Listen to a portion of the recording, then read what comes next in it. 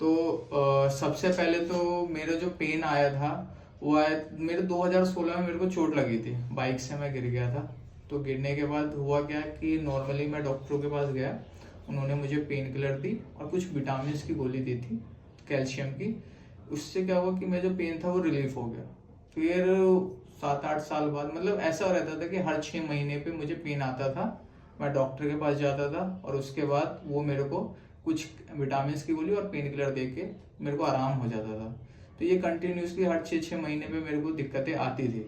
फिर 2021 में जो मेरी दिक्कत थी वो बहुत ज़्यादा बढ़ गई।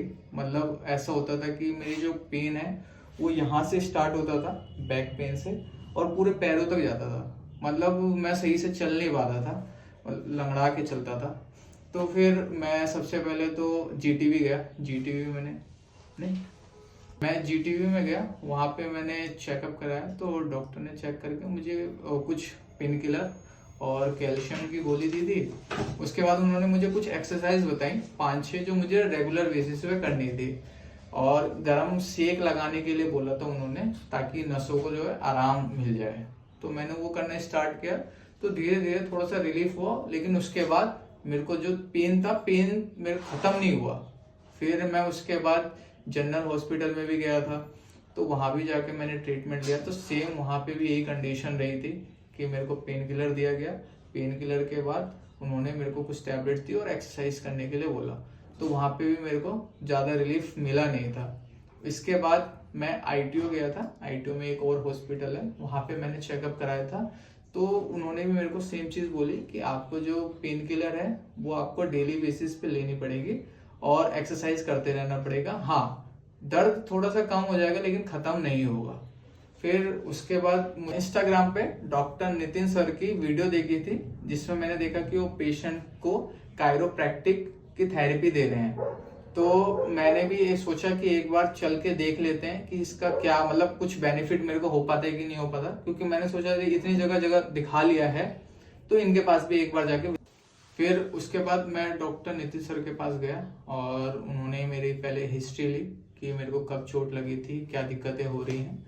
तो मैंने सारी चीज़ उनको बताई और उन्होंने सिर्फ एग्जामिन करके मुझे बता दिया कि मुझे जो है वो एएस की दिक्कत है।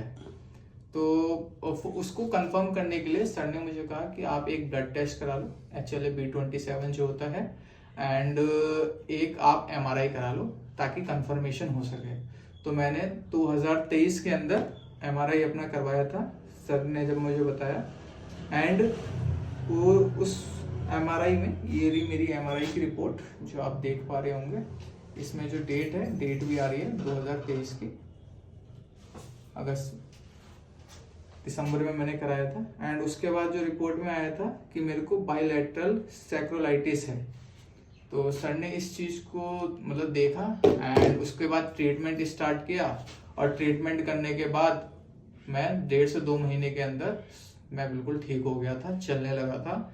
उसके बाद शुरू में तो सर ने मेरे को रेगुलर बुलाया था कि डेली आपको आना है, डेली मतलब ट्रीटमेंट के लिए आना है। उसके बाद सर जब धीरे धीरे मेरे को रिलीफ होने लगा तो सर ने उसको मतलब एक दिन छोड़ के आना स्टार्ट कर दिया था मैंने, और 1.5 से 2 महीने में मैं बिल्कुल ठीक हो गया था। एंड आज मैं बिल्कुल फिट एंड फाइन हूँ। मुझे तो जब मैं डॉक्टर नितिन सर के पास आया तो उस समय जो मेरी हालत थी मैं आपको बता देता हूँ। जैसे मैं ऐसे खड़ा हूँ तो मैं ऐसे करके बिल्कुल ऐसे जाके नीचे झुक नहीं सकता था, मतलब बिल्कुल झुका नहीं जाता था। बहुत ज्यादा पेन आता था और कमर में जो है बहुत ज्यादा अकड़न रहती थी। मतलब ऐसा लगता था कि कोई चीज खींच रही है बहुत ज्यादा, और बहुत पेन होती थी।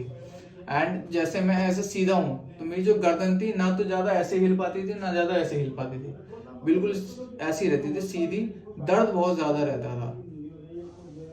एंड सर ने मेरा 1.5 से 2 महीने में मेरे को बिल्कुल फिट एंड फाइन कर दिया। एंड आज आप देख रहे हैं कि मेरी गर्दन कैसे भी कर लीजिए, देखिए कोई दिक्कत नहीं हो रही है, बिल्कुल फिट एंड फाइन हो गया हूँ। बाकी सर का थैंक यू है कि सर ने इतनी मेहनत की है मेरे ऊपर। तो सर ने मेरे को बिल्कुल फिट एंड फाइन कर दिया। अब मेरे को कोई भी दर्द वर्द नहीं होता है, मैं बिल्कुल सही हूँ। तो इसके लिए मैं सर को बहुत तहे दिल से शुक्रिया अदा करना चाहता हूँ कि थैंक यू सर, आपने मेरी बहुत मदद की है। और सर जो बड़े बड़े डॉक्टर नहीं कर पाए, मैं यहाँ पे आके बिल्कुल ठीक हो गया हूँ। तो आपका बहुत बहुत धन्यवाद। तो मैं अभी ये कहना चाहूँगा आपसे कि आप किसी भी डॉक्टर के पास जाओ, पहले अपना डायग्नोज कराओ, फिर उसके बाद अपना ट्रीटमेंट स्टार्ट करो। अगर आपका डायग्नोज करेक्ट होगा तो आपका ट्रीटमेंट जो भी हो रहा है एकदम करेक्ट होगा।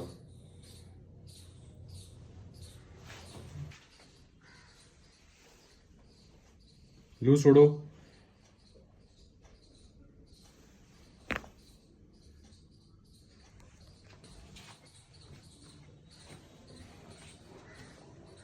सांस लो, छोड़ो।